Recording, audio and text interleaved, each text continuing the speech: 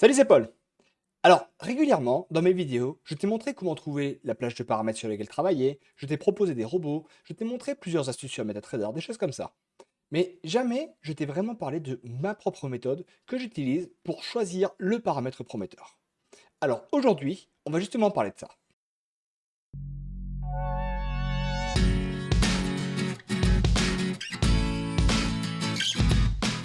Alors, avant de commencer, je vais ici supposer que déjà tu sais comment utiliser MetaTrader 4, que tu sais comment faire varier des paramètres sur des robots et des choses comme ça.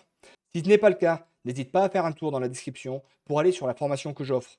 À ce moment-là, tu verras comment créer un compte de démonstration, installer MetaTrader 4, paramétrer un robot que je t'offre et comment le lancer sur ce compte de démonstration.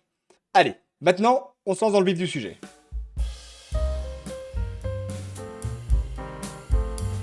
Alors, tout d'abord, on va se poser une question assez simple.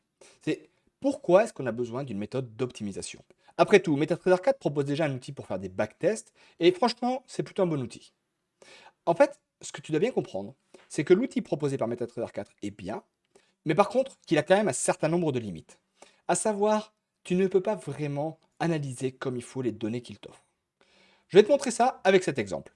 Là, du coup, je me suis mis sur le PZ Fractal avec un certain nombre de paramètres.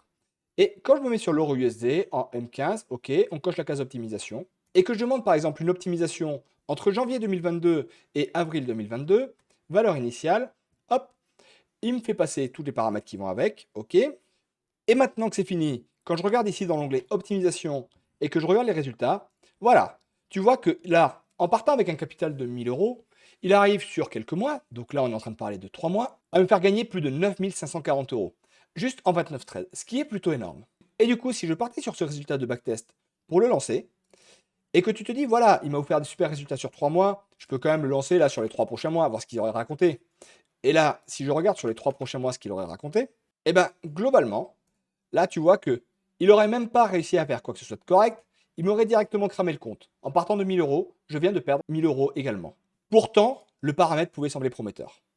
Alors après, je sais qu'il y a des personnes qui vont me dire oui, mais c'est que tu as pris un paramètre qui n'était pas bon, il fallait prendre avec le total des trades, en améliorant ça avec le drawdown. Et en fait, ce que je peux te dire, c'est que par expérience, je sais que de juste sélectionner comme ça un nombre de trades avec un pourcentage sur le drawdown, des choses comme ça, clairement, c'est complètement insuffisant pour réussir à s'en sortir dans le trading algorithmique. En fait, quand tu fais ça, régulièrement, tu peux te retrouver avec des robots qui, ok, peuvent bien performer, mais tu vas aussi te retrouver avec des très mauvaises surprises, comme celle que j'ai pu te montrer ici, où tu crames un compte très rapidement. Et enfin, je sais qu'il y a aussi des personnes qui vont me dire, oui, mais moi, pour vérifier un robot, ce que je fais, c'est que je vais le lancer pendant un mois sur un compte de démonstration pour voir les résultats. Et après, évidemment, ça va me permettre d'avoir une bonne idée et de me dire qu'il est opérationnel ou pas. Ça, c'est pareil, ça présente de bonnes limites. Voilà un graphique classique que l'on peut avoir avec certains paramètres.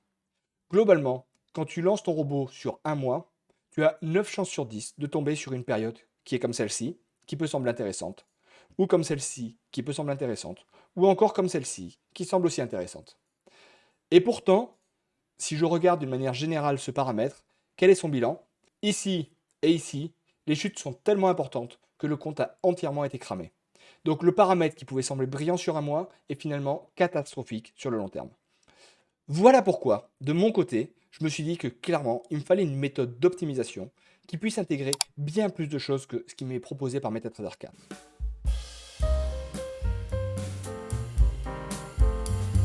Alors maintenant concrètement, qu'est-ce que j'entends par méthode d'optimisation? Qu'est-ce que j'attends de ça? En fait, j'attends deux éléments principaux. Le premier élément, c'est que je veux un outil qui m'aide à identifier quels sont les paramètres qui soient prometteurs.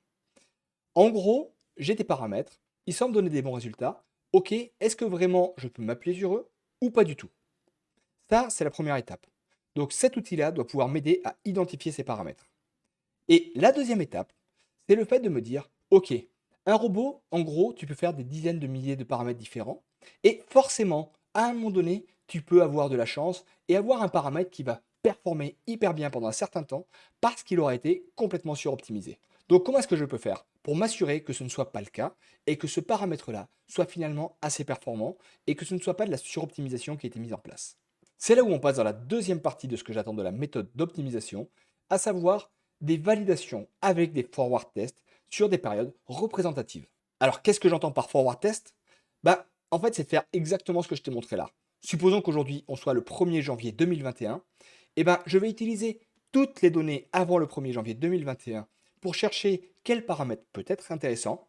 Et ensuite, je vais le lancer sur MetaTrader 4 et vérifier pendant un mois ce qu'il aurait raconté. Est-ce que oui ou non, il aurait été intéressant?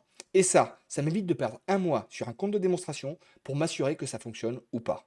Et en plus de ça, en faisant ça, l'avantage, je n'ai plus besoin de me limiter à un mois de compte de démonstration à proprement parler, mais je peux me permettre de pousser bien plus loin mes forward tests sur plusieurs mois ou plusieurs années comme j'en ai envie. Donc maintenant concrètement, ok, c'est bien beau ce que je t'ai dit là, mais à quoi ressemble réellement ma méthode d'optimisation? Quels sont les outils que j'utilise? Eh bien je vais te montrer ça en deux étapes. Dans la première partie, je vais te montrer la méthode complète pour que tu comprennes quel est le travail qui est réalisé. Et dans la deuxième partie, je vais te montrer quel est l'outil que j'ai mis en place qui me permet de vraiment simplifier cette tâche-là et de la rendre entièrement automatique.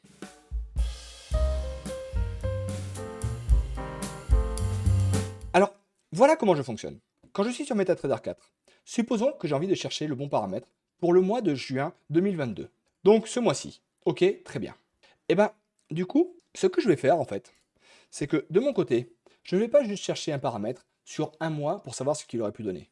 Parce qu'en fait, chaque passage, ce que tu dois bien comprendre, c'est que ici, on ne sait pas ce qui s'est passé. On ne sait pas si, comme ici, tu vois, tu as eu une courbe qui finalement était complètement décroissante. On ne sait pas si, comme ici, on a eu une courbe qui était croissante avec des crashs catastrophiques au milieu. Et en fait, avec uniquement ça, il m'est impossible de savoir qu'est-ce qui s'est vraiment passé. Est-ce que le passage est prometteur? Est-ce que le passage est régulier ou pas? Donc, pour analyser cette régularité, ce dont j'ai besoin, c'est de plus de données. En gros, je vais regarder les choses mois par mois. Je vais me dire, voilà, il y a 3 ans, donc en 2019, au mois de juin 2019, hop, je coche la case optimisation, j'envoie, voilà. Le passage 1 ici, hop, il a fait un gain de 16 euros, très bien, avec un drawdown à 1%. Le passage 2, il a fait une perte à moins 749 euros, avec un drawdown à 81%. Et ainsi de suite. Je continue. Le mois suivant, hop, on continue, on fait la même chose, et on voit ce qui s'est passé. Voilà, hop, on arrive ici. Le passage 1 m'a fait un gain de 93 euros avec 3 trades et 3% de drawdown. Le passage 2 m'a fait un gain de 26 euros avec un trade et 0,79% de drawdown. Et ainsi de suite. Et je vais continuer ce travail-là pendant plusieurs années. Alors, évidemment, ce travail-là, je ne vais pas le faire à la main. Ce que je vais faire, c'est que je vais utiliser derrière un tableur Excel dans lequel je vais compléter les informations et où je vais avoir comme ça un onglet d'analyse qui va me permettre de me dire, voilà, le passage 371 a fait un gain en juin 2019 de 20 euros, puis en juillet 2019 de 31 euros, et ainsi de suite. Et après, je vais analyser différents facteurs. Est-ce qu'il a été régulier? Est-ce qu'il a été bon? Est-ce qu'il a été mauvais? Et cette analyse-là va être réalisée donc automatiquement sur chaque passage. Et comme ça, je vais me permettre d'avoir une bonne idée déjà de la régularité des trades. Par contre, évidemment, ça veut dire qu'il faut préparer un tableau de données dans lequel tu vas avoir des années et des années et des années de données qui ont été importées pour que tu puisses réellement effectuer une analyse approfondie de ce sujet-là. Et donc, grâce à ça, je peux regarder avec mon outil là, voir quelles étaient les performances que j'aurais eues grâce à mon outil sur janvier 2017. Je clique ici, lancer, et là je vois que sur janvier 2017, j'aurais choisi le passage 318 et que en lançant ce passage 318, j'aurais gagné 17 euros et j'aurais eu un drawdown maximum à 2%. Et du coup, maintenant grâce à cet outil, je peux donc d'une part analyser la régularité des passages et d'autre part, je peux me permettre de regarder quels auraient été les résultats que j'aurais eu avec ce robot si je l'avais lancé pendant un mois entier. Et donc de mon côté, ce que je fais, c'est qu'en réalité, je ne vais même pas regarder quels auraient été les résultats si je l'avais lancé sur un mois, mais je vais vérifier ça sur des périodes beaucoup plus longues. Je peux regarder ça sur des années et des années de cette manière-là. Qu'aurait donné le robot ici en août 2019? Je viens dessus, je clique, lancer. Et voilà. Ici, j'aurais donc sélectionné ce passage-là, le 351, et j'aurais gagné 26 euros. Et donc, grâce à ma méthode d'analyse, je peux vérifier mois par mois quelles auraient été les performances. Avec ce robot-là, je sais que si je l'avais lancé avec mes paramètres sur une période allant de 2017 à aujourd'hui, j'aurais gagné 1244 euros avec 81% de mois rentable.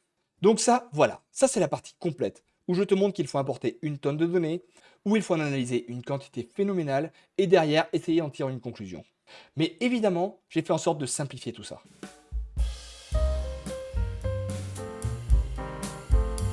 Je sais que l'optimisation des robots est quelque chose qui peut être très compliqué et parfois on a des bonnes surprises, parfois on a des moins bonnes surprises. Et du coup, pour analyser toutes ces données, j'ai fait en sorte de simplifier ça avec un outil qui finalement est assez simple. Voilà à quoi ressemble l'outil que je suis en train de lancer dans la formation et voilà comment il fonctionne. En gros, tu as une première étape où tu vas donner certains paramètres à ton robot. Ok. Ensuite, pour le moment, tout est vierge. Je n'ai aucune donnée qui ont été importées. Et du coup, plutôt que d'importer toutes les périodes une par une, en allant ici, en cochant la case d'optimisation, en appuyant sur valeur initiale et en récupérant les données, j'ai fait un outil d'importation qui me permet de gagner un temps très important. Comment il fonctionne? En fait, c'est assez simple. Ici, j'appuie sur le bouton outil d'importation. J'ai juste à identifier quelques cases clés sur MetaTrader 4. Et une fois que j'ai fini cette identification, il me suffit d'appuyer sur le bouton démarrage. Et à ce moment-là, je n'ai plus besoin de toucher à quoi que ce soit. C'est automatiquement Excel qui est en train de s'occuper d'importer les données à ma place, tu vois. Là, je ne touche à rien, et tu vas voir, la souris va se déplacer toute seule à ma place pour récupérer les données. Voilà, on change d'onglet, on les récupère, hop, on les importe dans Excel, et c'est parti, on change de période, et ainsi de suite. Et l'avantage là-dessus, c'est que de mon côté, je peux faire autre chose. Je peux partir manger tranquillement, quand je reviens, j'ai déjà toutes les données qui ont été importées de MetaTrader 4 sur les paramètres que j'aurais choisis. Et ça, c'est un outil qui pour moi est indispensable pour réussir à bien paramétrer les robots et pour trouver les perles rares.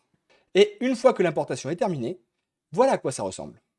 On termine avec un classeur dans lequel on a juste appuyé sur le bouton lancement et où il y a une analyse qui se produit et où on m'explique que voilà, si j'avais lancé le robot sur un compte de démonstration pendant une année entière, j'aurais eu ces résultats-là. J'aurais gagné 320 € sur l'année en partant de 1000 €, avec le meilleur des mois à 71 € de positif et avec le pire des mois à moins 10 €. Et avec un drawdown là-dessus, total à 10%. Et donc, si ces résultats me conviennent, je n'ai plus qu'à lancer ici le robot en utilisant ici le bouton sauvegarder paramètres. Comme ça, j'ai automatiquement un fichier .7 qui a été généré que je peux lancer. Donc si je récapitule, avec cet outil, je n'ai qu'à sélectionner les paramètres que je veux faire varier dans les robots, ou alors encore mieux, à récupérer des paramètres que d'autres personnes auront pu travailler, c'est ce que je fais pour les membres de ma formation, à importer les données dans le tableur Excel, à regarder les résultats que j'aurais pu avoir, et si c'était bon, à lancer le robot. Voilà, là je t'ai montré à quoi ressemble l'outil que je viens d'intégrer dans ma formation.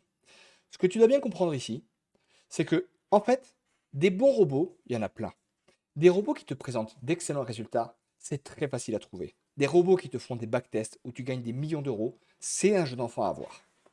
Par contre, ce qu'il est beaucoup plus compliqué de faire, mais vraiment beaucoup plus compliqué, c'est d'avoir une méthode qui te permette de te dire, ok, ce robot-là, je sais le paramétrer et je sais comment faire pour réussir à gagner de l'argent avec lui.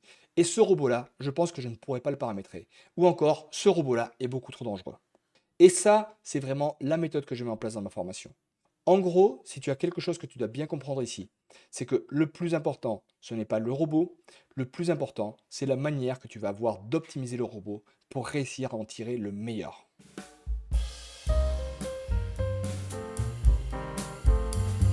Si je dois schématiser, c'est simple. On prend un maximum de données qu'on va analyser pour vérifier une régularité et on vérifie en forward test comme si on avait lancé ça sur un compte de démonstration pour voir quels auraient été les résultats. Et donc maintenant, si tu veux bien faire les choses dans le trading algorithmique, je t'invite vraiment de ton côté à travailler sur une méthode d'optimisation parce que la clé de la réussite, elle sera là. Allez, maintenant je vais te laisser. J'ai quelques robots que j'ai justement envie de tester et je vais te dire à bientôt. Ciao!